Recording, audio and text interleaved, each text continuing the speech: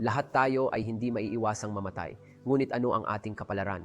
Dalawa lang ang destinasyon, paraiso at impyerno. Tiyak na gusto nating lahat ang una, ngunit marami sa atin ang hindi alam kung paano makarating doon. Ang mga Muslim ay naniniwala na ang Islam ay ang tanging tunay na relihiyon ng Diyos at ang tanging paraan tungo sa tagumpay at kaligtasan sa kabilang buhay. Ang relihiyon ng Islam ay sinusunod ng halos 2 bilyong tao sa buong mundo at ang pagiging totoo nito ay makikilala ng may matibay na ebidensya. Ang pagyakap dito ay maraming pakinabang tulad ng pagbuo ng personal at direktang kaugnayan sa Diyos sa pamamagitan ng pagsamba sa Kanya lamang, pagkamit ng tunay na layunin ng buhay at paghahanap ng tunay na kaligayahan, katahimikan at kapayapaan sa loob.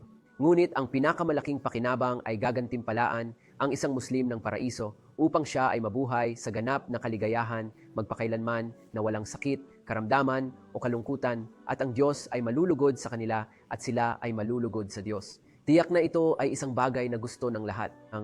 Pakinggan kung ano ang sinabi ng makapangyarihang Diyos sa Quran tungkol sa mga naniniwala sa Kanya at para sa mga naniniwala at gumagawa ng mabuti ay papasukin namin sila sa mga harden kung saan ang mga ilog nito ay dumadaloy, kung saan sila ay maninirahan, magpakailanman at pakinggan ang tungkol sa gantimpala na naghihintay para sa kanila. Sinabi ng Diyos na walang sino mang kaluluwa ang nakakaalam kung ano ang nakatago para sa kanila ng kagalakan bilang isang gantimpala para sa dati nilang ginagawa. Maaari mo ring makita kung ano ang magiging paraiso kapag narinig mo ang tungkol sa sinabi ni Propeta Muhammad, ang kapayapaan ay nasa kanya. Ang pinakamababa sa mga tao sa paraiso ay magkakaroon ng pinakamahusay sa kung ano ang inaalok ng mundong ito